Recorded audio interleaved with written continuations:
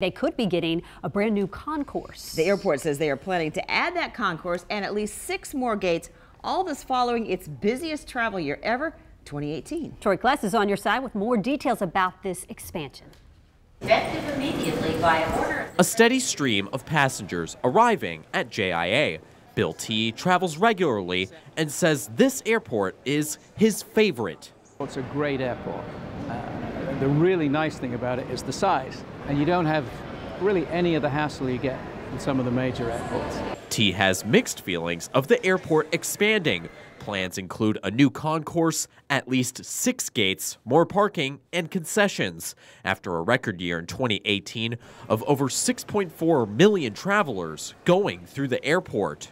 The strength in the economy has driven a lot of that growth. We've had some additional airlines, and the existing airlines that operate at Jacksonville International Airport also grew a great deal. The project's estimated cost is $150 million and could be completed by the end of 2022.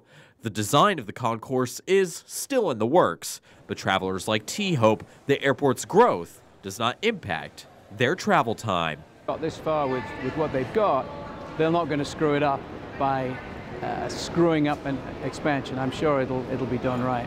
I hope so anyway. At JIA, Troy Kless, First Coast News, on your side.